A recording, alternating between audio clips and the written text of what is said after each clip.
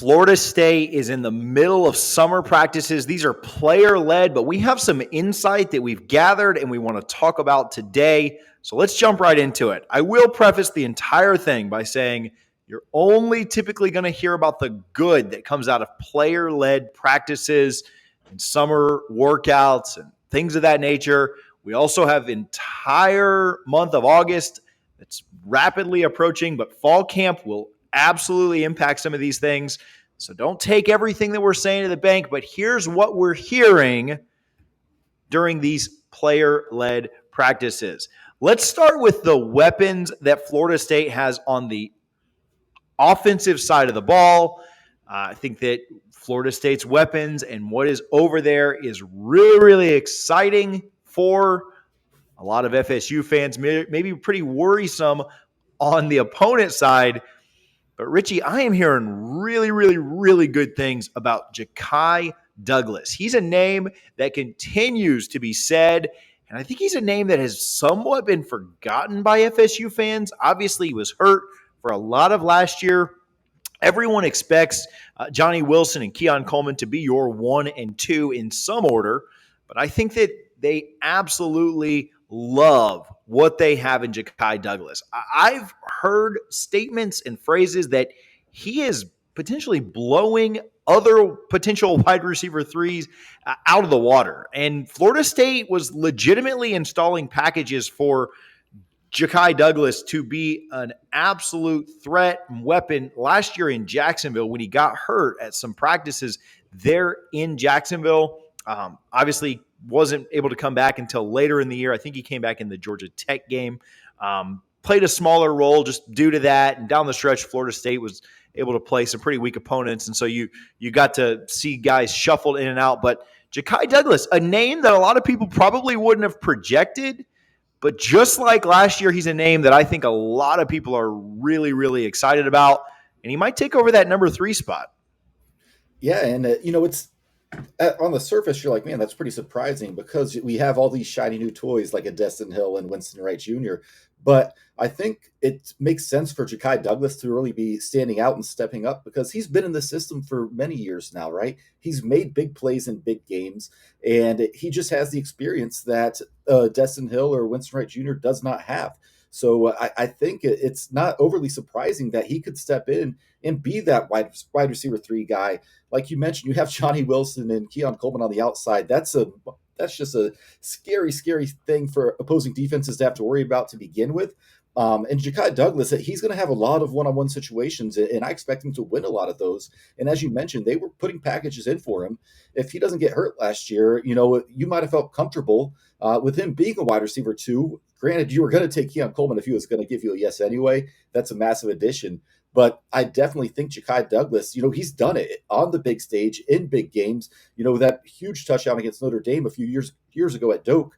And again, Mike Norvell is comfortable with him, and he knows the system, and you're going to have that senior leadership with him. It just does make a ton of sense when you bring it up. Yeah, I also think that he's such a change of pace, right? Like he caught the long touchdown against Notre Dame. He caught the big pass that maybe some people forget right before the 4th and 14 against Miami in 2021. And so I do think that he's such a change of pace. He's the perfect kind of slot-ish, kind of speedster, really quick, really moves well. And, there's going to be a lot of situations where he is able to get matched up because of the focus and the attention that people are putting on Keon and Johnny. I think it's going to be really, really impressive. So I'm excited to see what Ja'Kai Douglas will do in this fall camp, and then obviously in the fall when we get there as well. Richie, another name I'm hearing, and I don't want to get people too hyped up with this, but that's exactly what I'm about to do. I've heard that Destin Hill's been killing it. I have heard that he might be like wide receiver 1 of your second team, or maybe your wide receiver 4 overall. Now that second grouping is probably going to encompass Destin Hill, Kentron Portier, and Winston Wright, and in some order, right? There's a lot of way to go. There is a an entire fall camp, and then how much are your 5, 6, and 7, how much are those guys getting just a ton of burn anyway? But I am hearing that he is absolutely impressing. The questions around his readiness to go. His shape, his physicality. I think those were answered really when he got on campus and we saw him.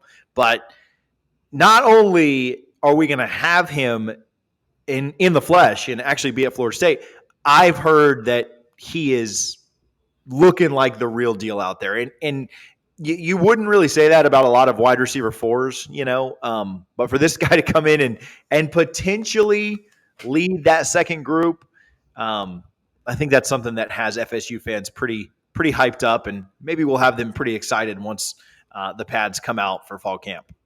Yeah, like you said, when we saw the photos of him when he showed up at Florida State's campus, he looked like a guy that had not been out of football for 2 years, which he has been. He's a growing man as a true freshman. I mean, it's going to be exciting. Like you said, hearing nothing but good things, and that's somewhat typical, like you mentioned, out of player-led practices. But he certainly looks like the real deal. And I think one great thing about having all these weapons is they're going to have plenty of time for these routes to develop because that offensive line looks deep. What are you hearing about that, TJ? Man, all right. So I'm hearing some good things on the offensive line. I do want to tell you guys, we shared all of this in our Discord later last week. So earlier, a couple of days ago. If you haven't signed up for that just yet, it is free to join. There are some exclusive channels that you can get into, but the link is down below in our description. You can join the Discord for free. I think we just went over 2,000 members in there, so pretty cool times. You're going to want to be in there for some of the recruiting news that's coming out over the next few weeks, and then certainly as we get into fall camp. Offensive line, it looks like based on what I'm seeing and hearing, and even in some of these highlights that we showed you, there was a video of the offensive line from left to right had Byers, and then Roddick, Smith, Emmanuel, and Harris lined up there. I think that that's pretty close to what you're probably going to see starting on the offensive line. I think Robert Scott probably takes back that tackle spot once he gets back.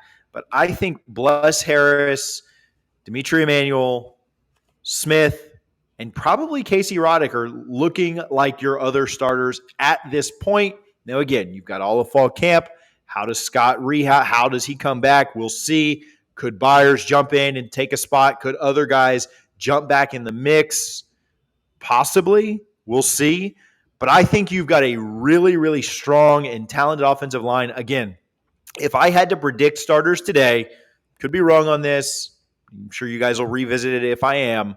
I think it's Robert Scott, Bless Harris on the outside, Smith in the middle, Roddick and Emmanuel are your guards, which I'm really excited to see what that offensive line looks like. Hey, I don't want this, knock on wood, but it is very tough to get through an entire season. We couldn't even get through the fall last year without injuries. And so I think what I'm most excited about is if by chance some of those injuries do happen, and we pray they don't, I'm really excited about the depth that's on this offensive line because being able to immediately go to somebody like a Jeremiah Byers, like a Keandre Jones, like some other guys that are here on this roster is really impressive. And so massive shout out to Alex Atkins and the way that he has rebuilt that room. Yeah, like you mentioned it, TJ, I'm most excited about the depth. It wasn't too long ago where we didn't know if we had 5 guys that were starter quality in the ACC, and we're just hoping to find 5 and pray that they all stay healthy. Now you have legitimate 7, 8 guys who could start in the ACC, and you feel good about your top 11, maybe 12 offensive linemen. This line probably doesn't have the top end talent that the 2013 team did, but this might be the deepest offensive line I can remember Florida State having in a very long time. That 2013 team had the luxury of, amazing injury luck where nobody went down. They were all healthy all season. But like you said, that's an anomaly. And every college football team is going to have injuries in the trenches. So to have the depth there that you need, that's a huge deal for Florida State because if you're going to get to where you want this season with those playoff aspirations, you're going to need other guys to be able to step in. And like I mentioned, this is the first time in years where I feel comfortable. Obviously, you don't want anyone to go down, but you have enough pieces here, thanks to Alex Atkins, as you mentioned, that you feel like you can get through the season unless something catastrophic happens. Yeah, without a doubt. Okay, I want to talk to you about the secondary. That's another big position we're hearing about, another big grouping we're hearing about. Just before we do that, I do want to give some love to our friends over at Garnet and Gold. Listen, they've had to reorder these jerseys. You guys have absolutely crushed it going and getting them. You can go to garnetandgold.com right now. Use code NOSLAW. That's NOSLAW to get 15% off of your order. Make sure that you're shopping at Garnet and Gold only for your jerseys, your polos, your Nike shoes, whatever you're looking for. They have the absolute best there at garnetandgold.com. We'll save you 15% if you order online and use the code NOSLAW, NOSLAW. All right, secondary. I'm hearing that Green and Jones, Renardo Green and Jarian Jones, are playing at a completely different level than we've ever seen. And they grew a ton from last season and in last season. I think they'd be your starters if the LSU game was today, 49 days away from the game. I'm very encouraged and I'm very impressed by what I'm hearing from that defensive secondary. A lot of people are going to ask about Fintrell Cypress. I'll talk about that in just a moment. But we also chatted with Ingram Smith of the Battle's End and the Nolecast in a private Discord chat that we had just a few days ago. And he told us how those guys have just completely taken their game to a different level. We've also chatted with some sources and some folks inside the program that say that those guys are absolutely crushing right now. Personal thought on Fintrell Cypress. This is me speculating. I haven't gotten this from anybody specifically, but I do remember. So if you've got those two guys starting, Cypress is probably not a starter today because you're only starting two corners. But I think Cypress plays a ton. First of all, I also think that I'm very interested to see what he looks like coming out of fall camp. I think as far as an athlete, he is on a different level. And I remember that through spring ball last season, Jared Verse wasn't pegged as a starter yet either. And then once he got to fall, once he'd been in the system for more than just 3 months, like he was in spring, I think that's when Jared Verse took his game to a different level. And he was an obvious starter for the Noles. I'm not saying that certainly happens with Cypress. I don't know that it really matters with how much Florida State is going to rotate personnel around there in the secondary. But for those that are maybe worried about that take or worried about Cypress at all, I'm not. Guy was on campus for 3-4 months before the spring. I think it takes a little time for guys to acclimate to a system. We saw that with Jared Verse, who is likely a top 10 pick in the NFL draft next year. I don't think anybody really got out of the spring thinking that Jared Verse wouldn't have a massive impact. And I don't think anybody at Florida State doesn't think that Fintrell Cypress is going to have a massive impact as well. So some good news there at the cornerback position. I think that's a position group that needs to step up a ton. And I think they will this year. Hearing really, really encouraging things from the cornerback room for sure. Yeah, and when you consider the step that Renardo Green took from 2 years ago to last year, it was massive. And if he just keeps going at that trajectory, he's going to be a fairly high draft pick. Maybe not first round, but he could be a top 3-4 round draft pick come next April or May.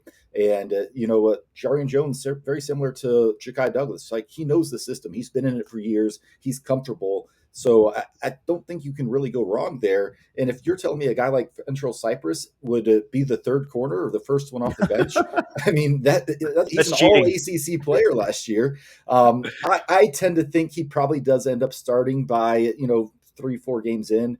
With LSU, it's tricky. You got Malik Neighbors, a huge problem for any opposing defense. So I think we probably want to go with what players know. So we'll see how much Cypress can, kind of learn in fall camp. I know we had a pretty average spring, but he's been through so many springs in college now. I don't blame him. He's here. This is his money year. I do think he comes on in fall camp, and I think it's going to be a really fun battle to watch because prior to him, saying, yes, I'm transferring to Florida State, corner was an area of pretty big concern for Florida State heading into the season. And I think he just gives you that extra cushion to where you have three guys you really, really like. And that's a big deal for Florida State, especially, like I mentioned, they are going to be challenged game one against LSU and what's essentially the first playoff game of the college football season. So when we look backwards just a little bit and go a little deeper into the secondary, there's been a lot of questions around safety. Florida State obviously targeted safety in the transfer portal. They were able to pick up a JUCO kid, Barker, who I will talk about in just a second, but they weren't able to pick up Jalen Key. Obviously, he committed to Alabama. And so you don't have a third safety. I think Key would have been the third safety here. I still think Dent and Brown would have started over him. So, you're not thrilled that you didn't win that battle. But first of all, you were going up against Alabama. Second of all, it was for a safety three, if you will. This has been reported other places. I know the guys at Noles 247 have talked about this. I know others have talked about this. So I don't think we're breaking any news, but I have also heard that Kevin Knowles has been taking reps at safety. Could very likely be your third safety on the depth chart this year. A guy who's got phenomenal athleticism. I think they really like what he can bring and what he can do. And I think Florida State's pretty deep at corner right now. I think we talk about Jones, Green, Cypress. Azariah Thomas is there as well. Greedy Vance is there as well. So maybe it makes sense to move him back just a little bit. I think they really, really like what they have in the young guys. We've talked about Conrad Hussey. We've talked about others back there in that secondary as well. I think that it's just a lot to ask those young guys to be ready to go, like you just said, Richie, against LSU week 1, Clemson week 4. And so I think you could see Knowles move back there and share some of those reps at the safety position. But as far as Barker goes, I know there's a lot of questions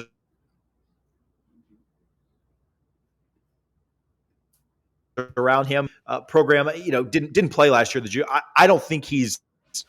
This is not meant to be negative. I don't think he's anywhere close to being ready to contribute right now. Now we'll see what fall looks like. We'll see what happens there. I think Barker was probably intended to be a take that can help your room grow in a year or so. I don't anticipate him coming in and making a major impact early in this season. I'd love to be wrong on that. I'd love for him to just absolutely ball out in fall camp and shock a lot of people. But I think that's, more of a developmental piece. Just like Conrad Hussey was a massive flip for Florida State on signing day. I don't expect Conrad Hussey to come in and absolutely light the world on fire in month 1 of his first playing time in college. So I'm encouraged that we probably have Knowles moving back there to take some of the load and some of the pressure off of Dent and Brown, who I expect really good things out of this year. But it's probably the position group that worries me the most. But it sounds like some things are maybe being shored up there. Yeah, having to replace a Jamie Robinson is a pretty tall task, because what that man did at Florida State was nothing short of phenomenal, especially last season. But you got to like Dent and Brown. What I love about Akeem Dent, and several other players on this team, this is a money year for him. You got to go out and earn it, and he knows that in the back of his mind. So he's definitely going to be, all in. And like you mentioned, the depth is a big concern. Knowles, can he play back there? What you mentioned, he's been taking reps. So you want to have a third guy back there, because again, LSU and Clemson in the first month, what happens if, Dent or Brown sprain an ankle and they have to take a few series off? You don't want that to be a liability. So you definitely need a third person back there. It's probably the biggest concern of the defense. But with that defensive line we have, I don't think opposing quarterbacks are going to have a ton of time to just sit back there and let routes develop. So it's definitely going to be what I'm looking at most closely during fall camp, TJ, is the safety position. How are these guys coming along? Are they staying healthy? If that's the case, then you like where you're at. And honestly, when you have concerns about depth at any position, it's kind of nice to have those big games in the first month of the season, because then they get a break where they can take a few weeks off if they have to, and you're not going to miss them, because the middle of the schedule is loaded with what should be multiple blowouts. That first month, though, you need to be 100%. And if they can get through those first 4 games, then, I'll like our chances a lot. But yeah, Dent and Brown, I think, are very solid. Knowles, we'll see what he looks like. And then I think you still need to find someone else behind him. But heading into fall camp, it's thin, but you like what you have starting. Yeah, without a doubt. And, most great teams have had injury luck. And so, if we can have a little bit more injury luck than we had last year, remember Jordan Travis went down for a partial game. Jared Verse was down for part of the season. Fabian Lovett was down for a lot of the year. Duke Cooper couldn't stay healthy. There were just a lot of things that kind of went against that team, and offensive line, as well. So I think if we can catch a little more injury luck. I mean, any great team has caught some injury luck. There's just no doubt about it. So most teams are not filled out with insane depth at every position along the field. I mean, some of the Alabama teams have been, some of the Georgia, but most of the time, yeah, if our only concern is safety depth, then I think we're in a pretty good spot. And some of those concerns should be lessened even now. So, hey, again, we shared a lot of this in our Discord. There is a lot of recruiting news going on. Florida State getting 3 commits this weekend on Thursday, Friday, Saturday. Kind of fun recruiting times for the Noles. There's more big news coming, and there's a lot of rumors that you guys, I'm sure, have seen. We've talked about them a lot in the Discord, so go check that out. Again, we'll link it in the comment that's pinned and the description. Thank you to Garnet and Gold for supporting us here today. If you missed any of the recruiting news from over the weekend, the 3 commits that the Noles got, you can click the playlist on the screen right now to get caught up.